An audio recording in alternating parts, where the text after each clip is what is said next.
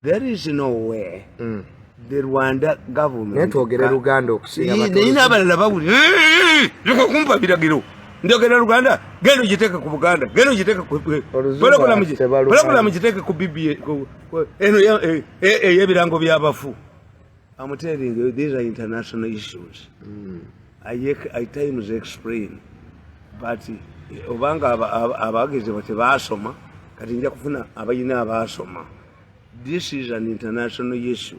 Tabani yampe ekyapa kyange nakiwamba nakola nja kusasula nze nakwesonyiwa era siyaddamu kulwana namu naye ndi mulabako ewaffe mu kagaali k'abalema ngaza okuteegula ejjoogo lyanjoze najoga famire yaffe nagijoga naginya ku mutwe naginyalako ajja kusasula ne bwazize every market is paid for tayinza kujoga munno myaka 10 sina baana sina famire bwe nga weeyagala bayina obujozi mu mutwe abantu bano bayina obujutu baatulire bayina obujozi obuni ku bantu obubanyalako nodira munno n'omuvuna emyaka 2 mwena wasted nakola ensebyo ku job akolera. What did I do? I defended Museveni delegated naye mwengobanga mubbi wankoko mbongenda ku 1.7 nga mu mtu teme 5 billion tini twali ya bangachi. Museveni must be borrowed. Is old when a leader becomes old he I treating a family. What Museveni cannot give Uganda to his family. Museveni should tell these people, this is not Wakitula farm. This is not Kisozi farm. This is Uganda belonging to Ugandans. Instead of bringing the Chigongo to assure people Museveni is still around. What if he dies? Let Museveni be borrowed enough. This is where I differ with the Chigongos. Atemba bulid. Oyo omukazi era bajja mujjawo kasa sente zino ekitulese Alhaji Kigongo namba 2 NRM yaendosinze President Museveni wakomawo mu 2026. Let me tell you, you cannot prolong a pregnancy. This issue of giving Museveni more years was initiated by me. Why? Because I know what is going on. But if it turns into fighting Muhoza, I come out to boldly. Kubanze mwenye miaka 10 Kigongo yali ampadde ki.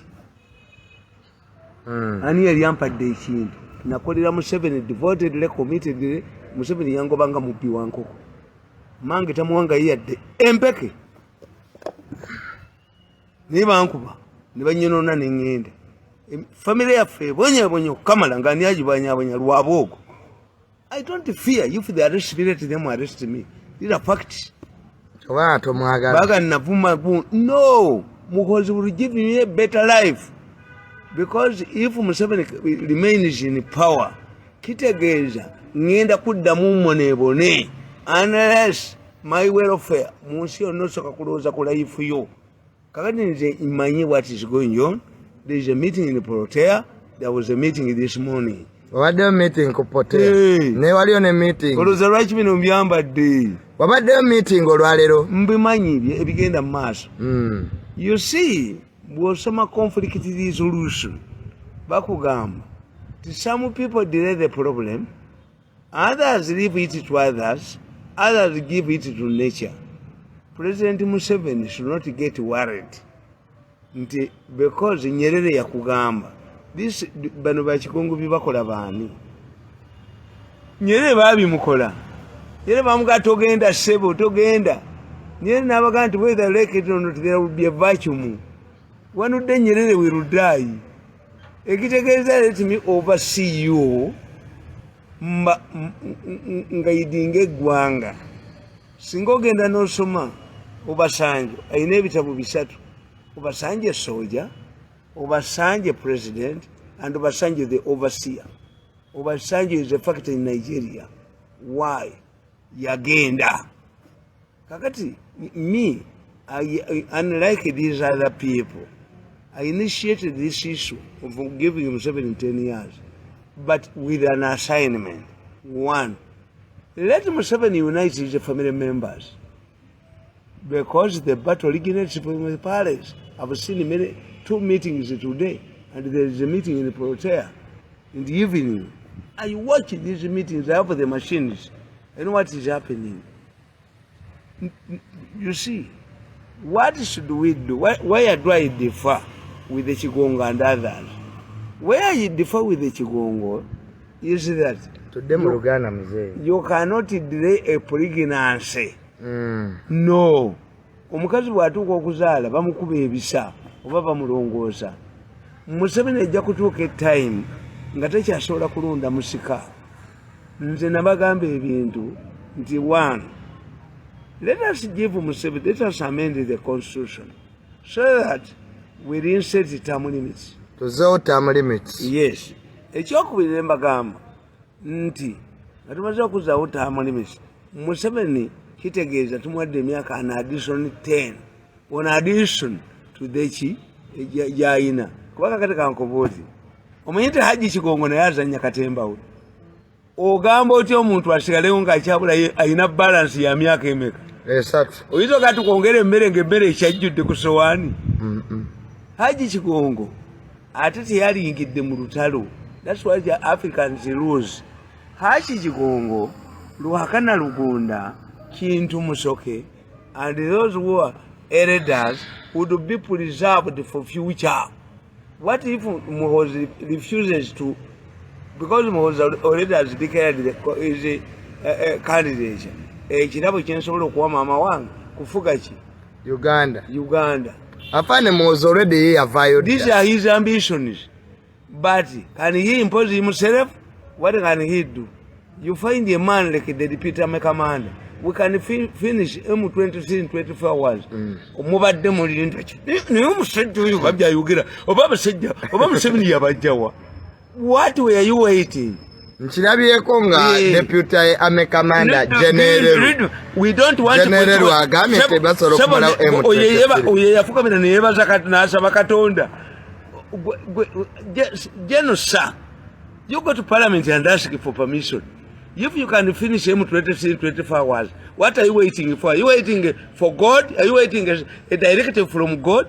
You know your command, where the commander in the chief is. You ask. Oyo na yali mu ebyo. Ngenda kuba mu 23 ya Rwanda. Anazina takumba jikube. Musajja gwe jikube. Erero jikube. Lwachimba ditayogera bibya bujinga. Kati general kyayogedde takisoboka. Lwachimba die bitabyogera ebyereru yabyogera. Gwe okuba mu 23 ya Rwanda jigezeeko. Ereru jigezeeko. Where were you when the international community was debating to deploy Kenyan troops in Congo? A vote of no confidence for you. You should lie like an envelope. Abasajja bantu bagamba baba batutte. Kyogamba M23 amaanyi nnyo. Ajikube. General kyayogedde tete. Anazina takumba ereru. Anazina takumba. Anazina jikube omanyi weri. Ereru omanyi weri jikube. When we are going to Congo, did you have the mandate to hit M23? Why? Were you not there? Would our soldiers go to Congo? Ate kyogedde ekituufu amagye gaffe gali mu kuba ADF. Ereru gwe boogeze byonna enanga. Ate bonna oba abateso. Abateso mubadde ki? If they knew, if the international community knew that Uganda is capable of hitting M23, they would not have deployed Kenyan troops. In fact, let me educate Ereru. They wanted to establish a NATO base. But because that's why the Italian ambassador was inspecting these areas. This is why the president is telling you about meeting the French president. Why does the president need to talk to the French president? President Museveni aga kubitia president wa France. Yes. Or Ereru doesn't know, has education limitations. Doesn't know the international players in Congo. Kati ani awagire mu 23 muzee. Kwa yazemo kuba. Nabagati international relations.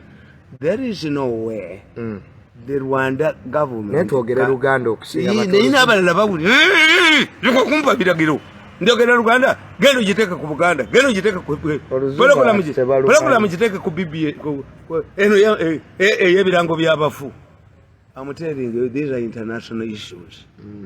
I times explain, but obanga abageze bati basoma kati nja kufuna abayina abasoma.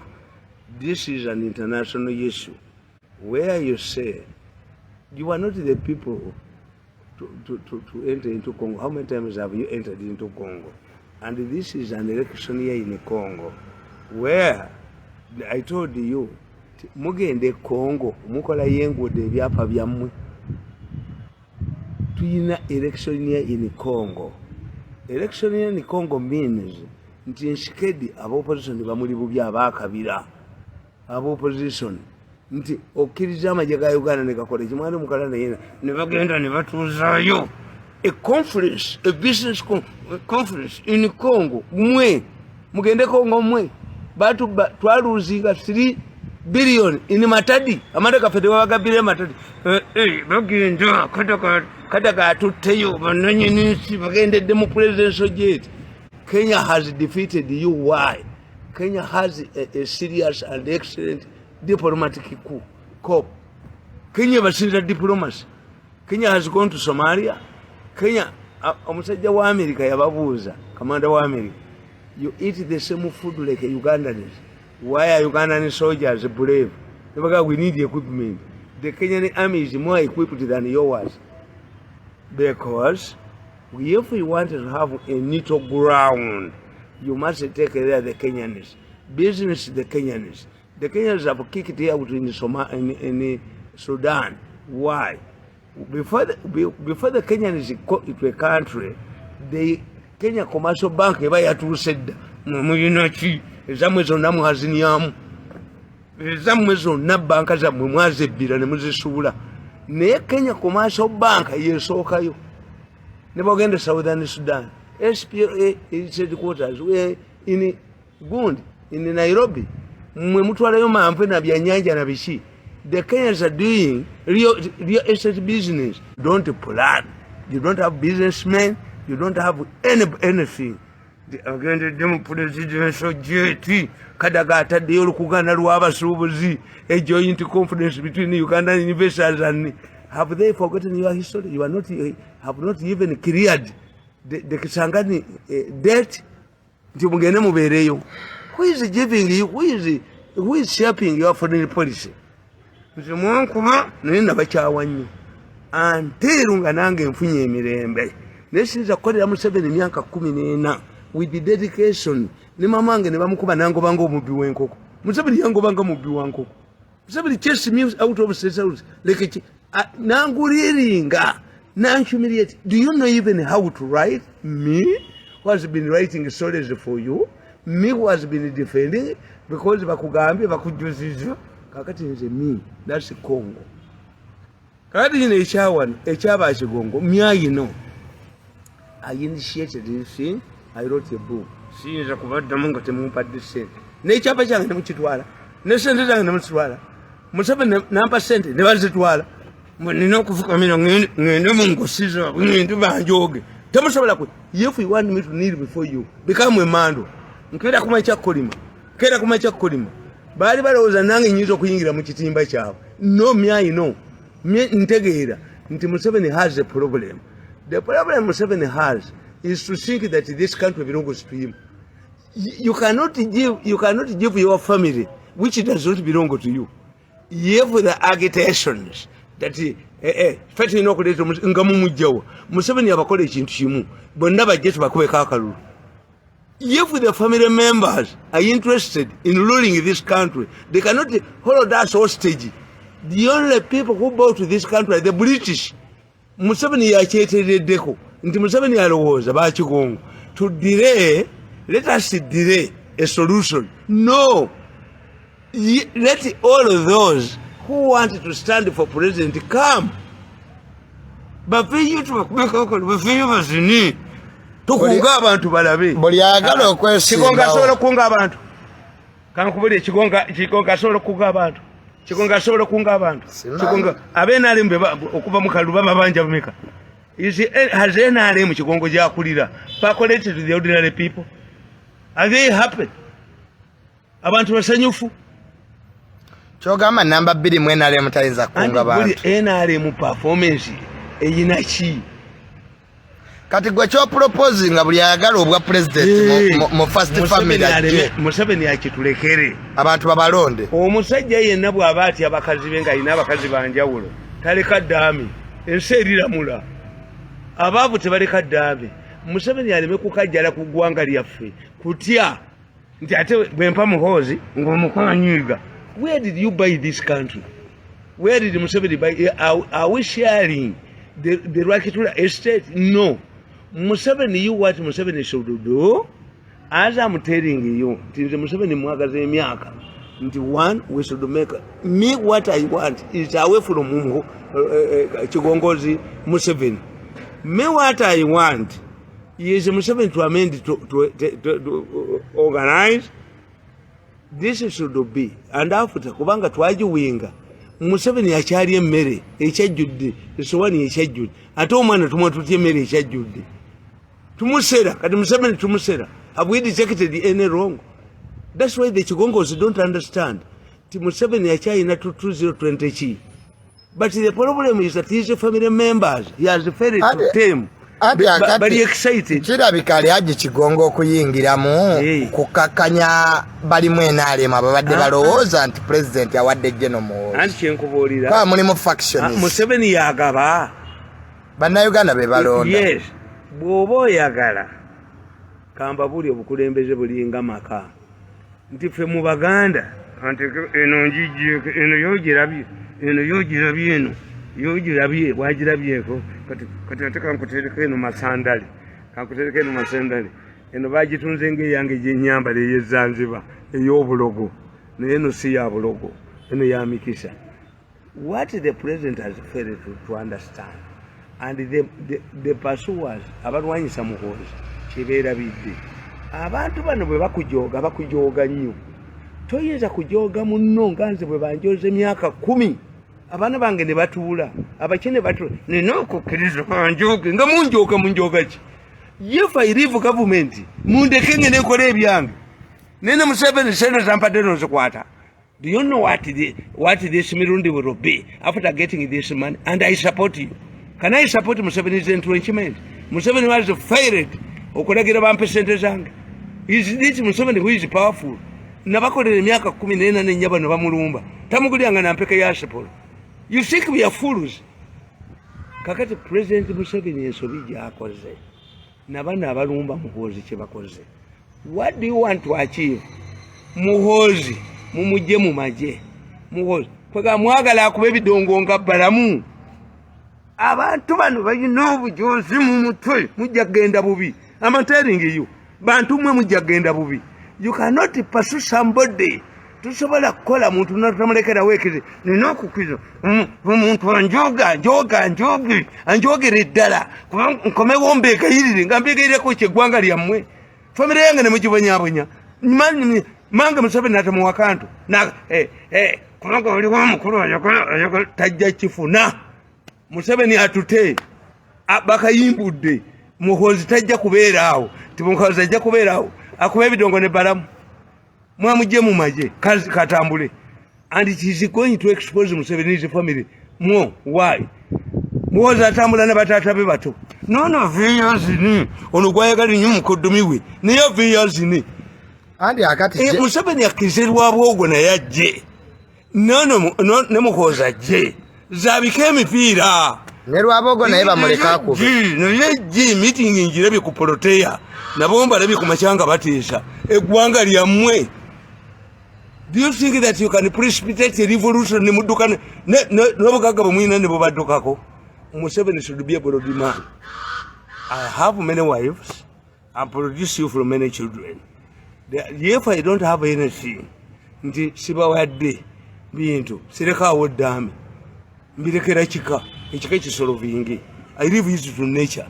But unfortunately, Museveni has not failed to share the Rwachitula farm, has not failed to share his farm in Chisozi. This is a country.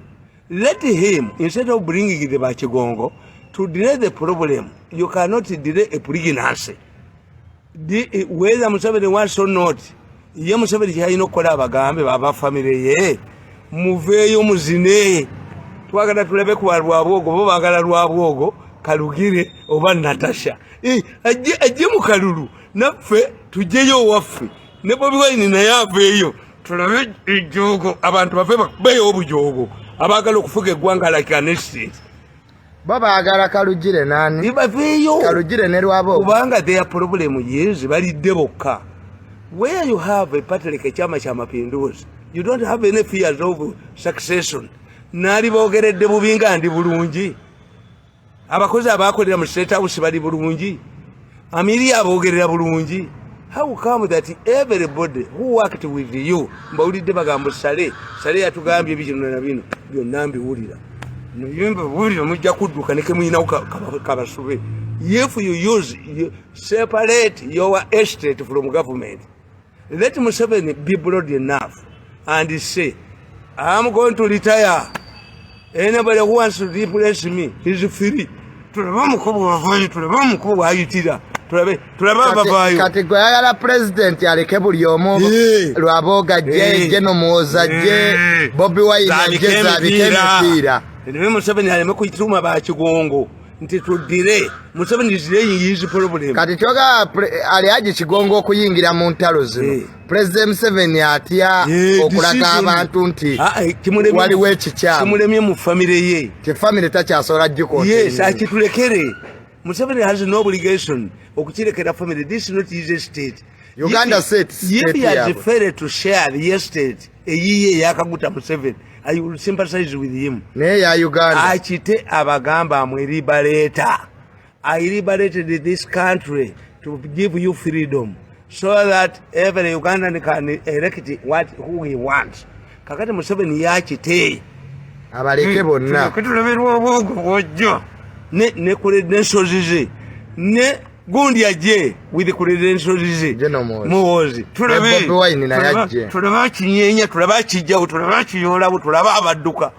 But Museveni is making a very me, I know I have many wives, I have many children. Me, I don't depend on decisions. What if nina sente entono mbagamba ngenda abaana abamaze P7 bali bameka abana bamaze P7 bali batano. Yes, priority eri kwani nti yasinze okusoma.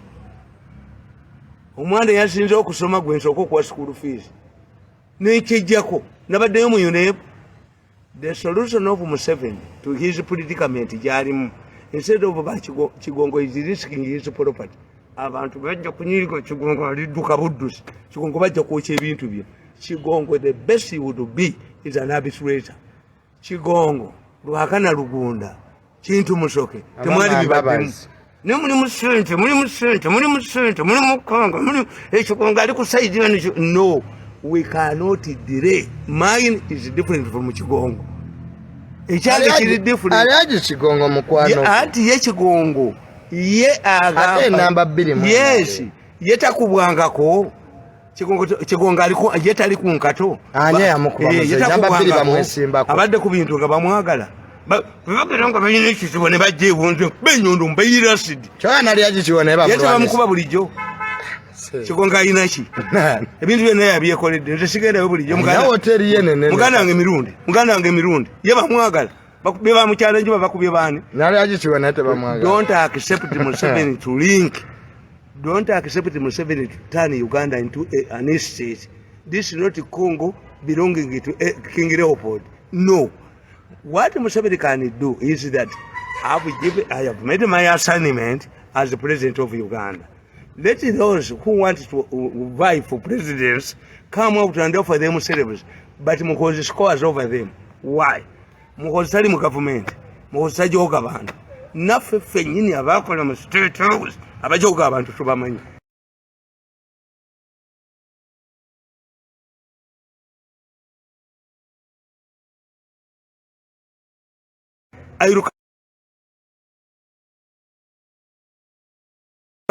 Ekitegeeza mu State House Geno Muhoozi mwete yabajoga. Ate yatujogako. Yabajoga mulala. Najoga yali mulala. Atwavuwazizza. Nanjavuwaza. Nemba nga nemukufiirwe waffe. Nino genda njoge. Tali njogako. Namuwabira waffe mu nsozi. Namuwabira waffe mu nsozi. And I'm a very happy man. Nze n'olutalo naluvuddemu. Anti tuli mu lwesolingi. lesson nge bakuba n'ogwa wansi oteekayo omukono muhozi yayingiddewo. Nobody can, I want to tell you, nobody can defeat Muhozi. Teri agenda kuwangula Muhozi wano. Why? Muhozi hid himself, Muhozi insulated himself. Bwogamba ababye sente mu government bamanyiddwa. Bwogamba abajozi nsaba jinia ku mutwe bamanyiddwa. Bwogamba ababye ettaka bamanyiddwa. Do you hear Muhozi's name? The only person who has implicated Muhozi is Lukira Basayija. One person. Wali olabye konti ababya wa Muhozi. Wali olabye normally ogamba be babye ko business ababiddwe ettaka. Gwe boogera adduka era ajja kudduka. I'm telling you. Sekyo kimu General Muhozi talina bobbi. Tunuulira mu majebi abakoledde. Akoledde nyama. Babuulire mugende mulabe statement ya Kyanda kye yakola ngenda ginoonya. I'm looking for Kyanda. Luno lutalo tujja dufiiramu. It is not a question of money. Ononya General Kyanda. Banjoze emyaka 10 erangiddemu. Let Museveni address my welfare. As Museveni thinks about his family's welfare, why doesn't he think about other children, other people? Since Mangete Azala. Namukulime okukumina nemukubira buli muntu yenna. Yango banga mubi wankoko. Namafuta angabino nebagoba na chobe. Nebagoba gonde. Eramba Avude center ntulika. Bali bampise kyankwanzi ntulika. Obusungu bwemba ina ko ntulika. Nabakola ki? To kill my future. Naleka yo opposition nende kayochi. Nenzijamba kolere. Nembawereza delegate. Committed 14 years. What did Museveni give me? Yango banga mubi wankoko. Museveni yango banga mubi wankoko ngabalo was. He grilled me. Tumujoge aja kukira nswera amazi. I cannot work in the government again because my pursuers are inside the government and they are powerful. Bampo butwa. Bakuba manya ne bagajjamu. Baluma mukazi wange bakola nimujja kusasula. You'll pay. Ebibe nambuza abuzanfaya mu. Abantu bemujose bayitirivu nnyo. That's why I would advise Haji Moses Chigongo, in order to protect your property, lie low like Lugunda. Ebyo bivemu. Aliaje Chigonga bivemu. Duka, luno lutalo duka. Omukazi yayimba naganti lava yokuvuga nyanji tianze njiduse. Let Chigongo should take a profile. You have nothing to gain in this. This is the family battle Jibarekere. You tell Museveni to allow everybody to stand for elections.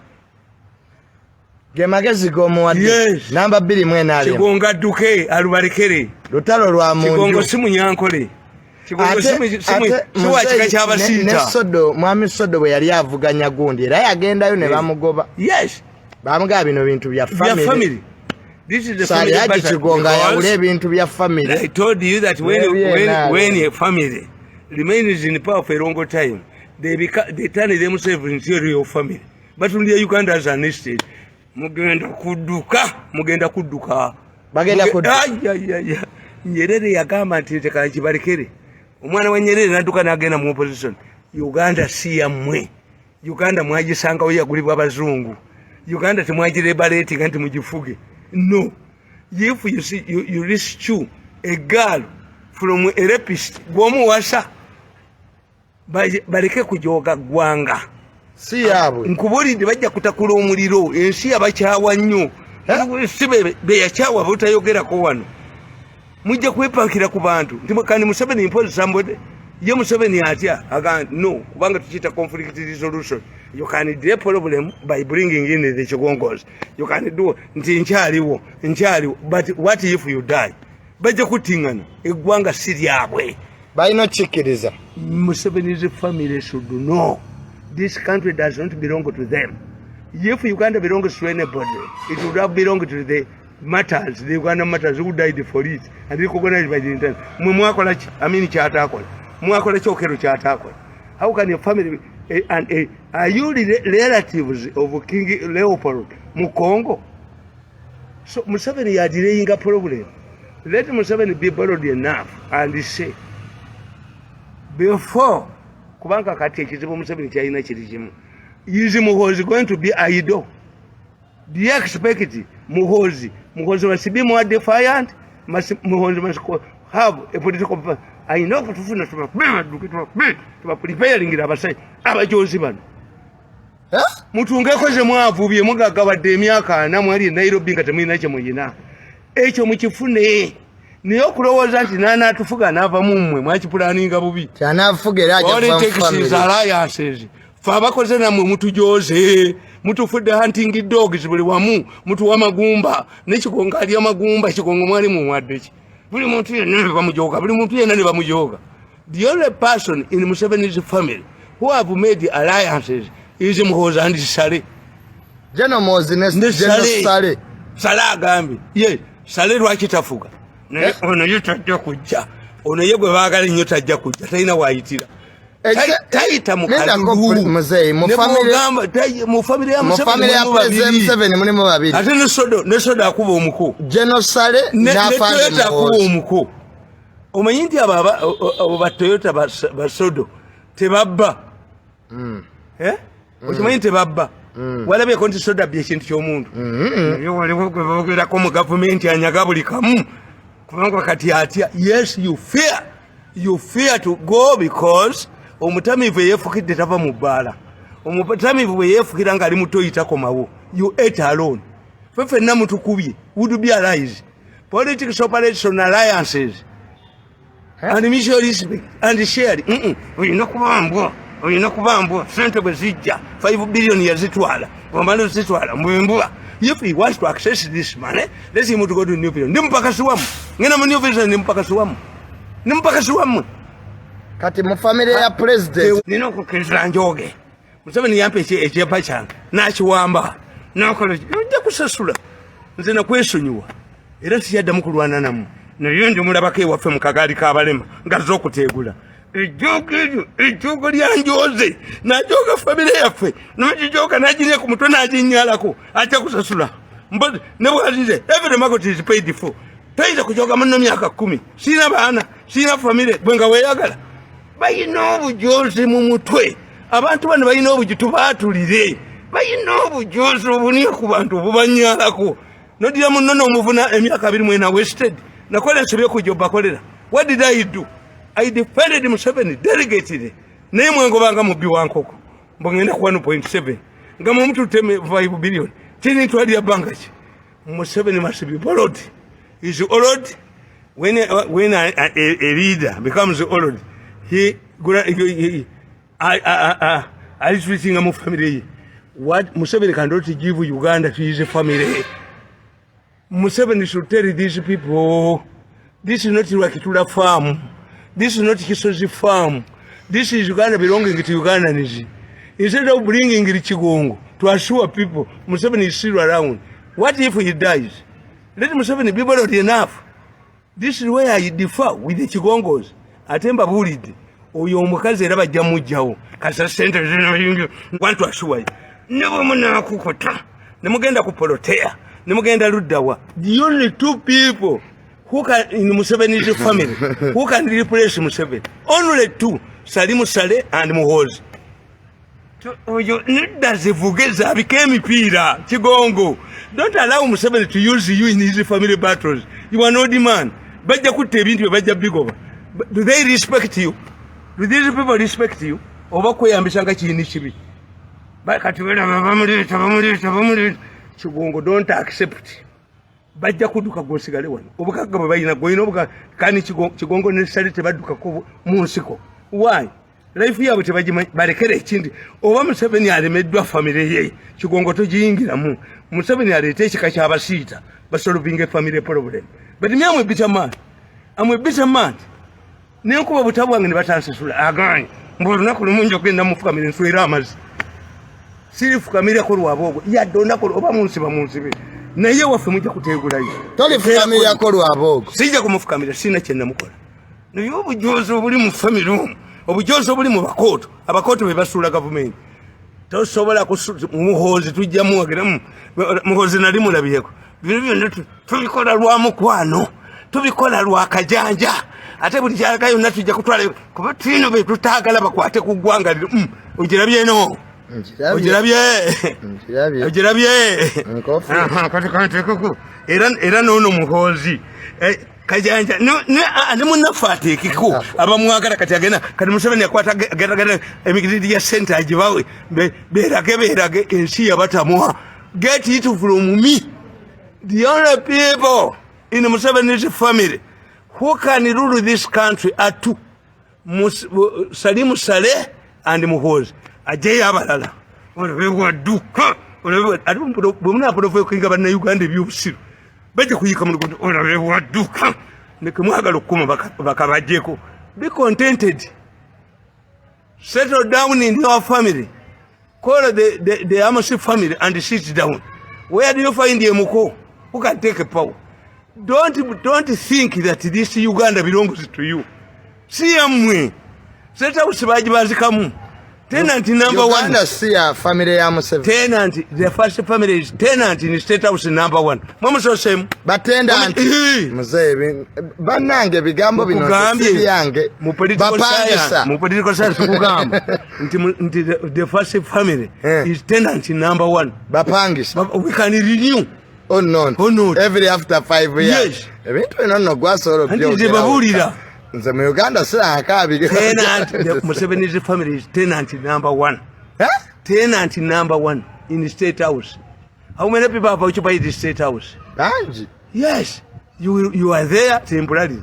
If Uganda refuse to renew your contract, are you going to Mukaze now we are there made mu bamutwala ngambo. But the first family not together, they are in the state house temporarily. As a tenant. As tenant. Because tenant number one. Ugandans are paying for your rent. The moment Ugandans fail to pay your rent, but you cannot remain in a rented house and you start fighting for it. Even another district will fight for the same houses. Even ministers will fight for the same houses. So, I want to tell my friend, the president, I've worked for him, and I don't think that I ever see him again. I don't think that I ever work with him again. Okuja konga nange date yange rikiriati. Niyo umwana nanjoga na twavuwaza. What Kankubudi, this government is worse than that of Idi Amin. Yes. Abanubi bajoga ko omuntu abakoledde. The Nubians, and it is not even known. If they put a question to you, was it Islam or Nubian? Bakamulike bali bamanyi yo bamozi bani abatali basiramu. Niyo n'abakoledde gwe nawo abakoledde ne bakanyuga kasasiro ngembwa.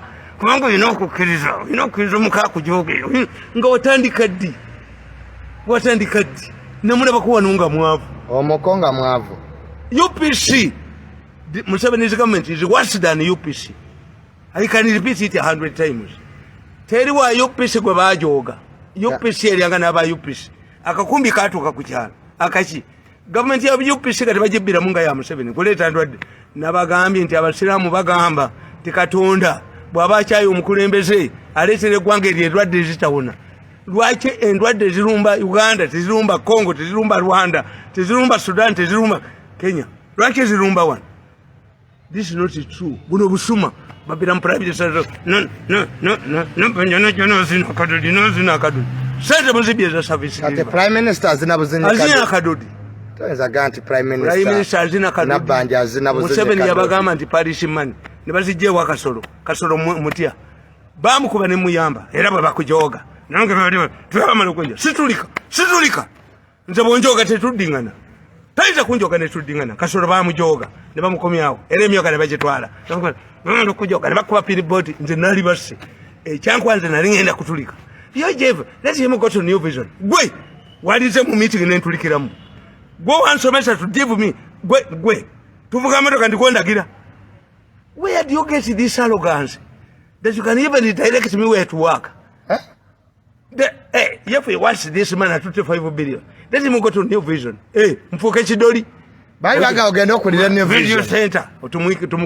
Doni. Tumukunde yali agamba nti bamutwale mu media center. Bamutwale muki mu new vision. Jeno tumukunde. Ankozese. Mpakasi wamu. Mwate muneja tibali. Jeno tumukunde alabika yakyogera in good of. Yes, yali agamba nti bano basi. Ye yali agamba nti kale kebakutwale. Ndo banjogereyo. Nakomo kubeera omupakasi. There is no trust between me and you. You humiliated me after a dedication, 14 years. Even in Baba did not treat me like this. Even the Messi did not treat me like this. Museveni humiliated me. That meeting where I greeted him, as he was walking away, Do you know how to write? A man who has been heading your PPU. Grill him. Humiliate him. Ayoka kirize. Akirizo mukobya. Nagan. Kirumi nagan. Sija genda yi. Ndi wange netulide. Naye nkoli mabuliro nako. Kati muzeyi tosto gwe kankubuze ekibuuzo era abantu kye basiba bambuza. Gwe teweeraliikirira ku nti olunaku lumu bajja kukutta. Kambabuulire. K'abantu bati ebintu byoyogera binene. Yanyumiza n'aŋŋamba. Ti omukazi yazaala omwana we. Mu kiseera ekyo nga tebazaalira amalwaliro. N'agenda eka mu nnyumba akimu akamweno yejjiriza. Yasanga eddoboozi limugamba nti oli Fambogo. Omukazi n'agamba nti ho nga bwe ntegedde nti omwana nga ali Fambogo kamutwale mu lubiri. Ate embogo erivaawa. Era yali awaata mu lubiri. Embogo ne spiking. Abantu babagenda ogitanga emusi. Toyinza kufa kintu Katonda kyatakutonde. Gwe munsi teweeraliikirirako nti bajja kukuba amasasi. Yokirumi ebere magoti. Omanya amanyi genda mu gavumenti gwe. Omanya amanyi genda mu maje. Anse kumacha bamutta lwaggulu. Fairness. Nendako muzeyi. Omuntu bw'akutta ku macha amaje gamutta. Amaje agali wano gogamanyi. Aba intelligence abali wano bamanyi. Omanya motoka ezigoberera nga ntambula. Nabo banyiivu. N'abantu banyiivu nnyo. Toyinza kuddira ggwanga ly'abannoli wasangawo noga nti efuuse polopateyo nga Dubai bwakabaka obugabira omuko n'obugabira ono. Museveni should tell his family members, Uganda does not belong to me. Anybody who wants to be president, market yourself. Adde mu bantu. Naye bakimanyi mu mukozi abakuba. Kino ekya Museveni okubeerawo nze nakitandika. Nempandika n'akatabo in good face. Bone balowooza nti bazze mbakolere. No, sajja bakolera nabakyawa nnyo. Mwampisa bubi nange ne mbakyawa olw'okubula omuluyi obukedde nabikowa nange bwe nabalaga omutima ogujjudde mwampita fala mwalowooza nti nibye ebibiina bingi nanfuna ekirala kanoonye naye mmwe siribaddira. Kati ke kayimba ko bayimbidde. I'm not looking for ministerial job. Taba minister. Banjoze nyumulenzi anjoze emyaka 24 natta future yange yonna. Nitulisingana mu ggulu nga nze head prefect. Bw'onzita ku makyo nsanga mu ttaka nga nze head prefect. Museveni n'atatuula mu kugamba nti omukazi ono baamukuba amagulu nga bamukubira nze tamuwanga yeyo yadde empeko yasibo. Omukazi yamugulira akadala nga muleeta sente waffe. Ndiafudde nyaba yafudde ne muzeetayo bino bimikola bayiga tewali asoma baka bwa msege tegeza jajja bwafa tebayira kulinjayo abenale mutebageza de bali no nimanga ngamba mwana wange senga amakulu kana nga tebaga senga twagenda wa mukama woyo nobera ne constant lamentation nga nyoka kolimira nenga Museveni tayina kyakwate kubati ya family ye ndi mulowooza munyizo bakolera mu nyizo bakolera tupolongo you alive muzaye mboke evuga mu kuzika nga benale nilinya Museveni ne government babyogerayo ayumva ko muzimu mpani ko mutira wonna gwe batuliyo nawo sama amabugo ga jeno nalweyiso tebasobola tebagaleta age million ye mam 10 nga yafudde tuzina sente ntono nedda tebayiza zireetayo kubanga bwe bakola nti you have suffocated me for 10 years nze yabakolera dedicated nemba kubira muri muntu yenna Museveni nagobanga omubbi w'enkoko singa nakkiriza okugenda mu president's office Museveni yali nfudde aladisi sayakati oli aladisi singa ndi Katerega kazinga ndi Muhammad Katerega kati singa buli omwe ayagala ajoga bujozi naye wagende wa Genosale n'akugamba sisobola Genosale yagagenda mu wayawukananga bakigo ne Genosale mwayawukana sisobola kukola wasale ono musajja Lieutenant Colonel Anjina yangamba omuwanuranga era yavudde ngobwana bobonjoga sale ngende wasale kamiliyoni yasooka omulaba ngende wasale kamiliyoni yasooka kasa agenda wa Genosale kamiliyoni yasooka apana kamiliyoni yasooka omulaba era ntambula nenvaayo gwe wasangayo kamiliyoni I need respect kituufu I need respect nabakolera bajja temusobola kufuna ali bakolera ngande naye buli omwe abategedde nti muli bajoze obujoze obo bali mutwe bo tebabutegeera omujoze tategeera nti ajoga ekyokubiri naye lwaki buli bwoyogera ba Genosale bo tebaddamu like tebanuku hadi yigino wadimi bategeera byenjogera bituufu bo bagati musajja ate banampita bamanyi bakuga nti Mirundi yishiye sisende Mirundi ye tasonyiwa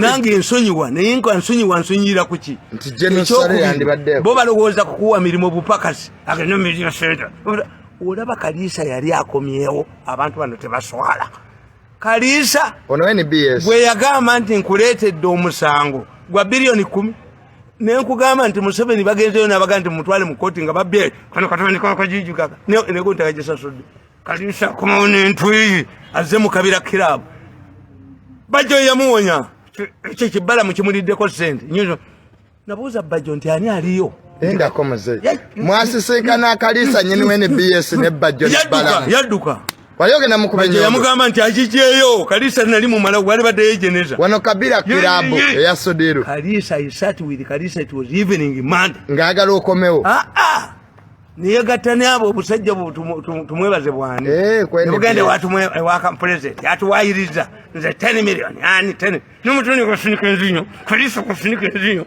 Kalisa sinika enzinyo nemuga Kalisa ne bagabala yaliwo you listen to what ebyuma byange byabakotte sinika enzinyo bulinyo bilioni 10 bazitwala asinika nali nzi Kalisa ne TV kati ajiguza bajiguze nzire bajiguza zirengo omupakasi waabwe sleep off that bupakasi image over me bali aba government bagule NBS ne bagala gwero komewero berengo omupakasi kubaba ina impakasi image agane menyo pesa agane media send why don't you give me my money ninakubera mpakasi waabwe under their armpit impossible kati eno government wetu say emyaka jayo baje balanga nakuza kisibo and kujirwani them mu Uganda the moment you say crack originating from the foundation of a house it has gone mu Uganda kasola baba Rwanda gano ito joko Paulo Mwangala ninga baginzi nabanu okulwanyisa mukozi and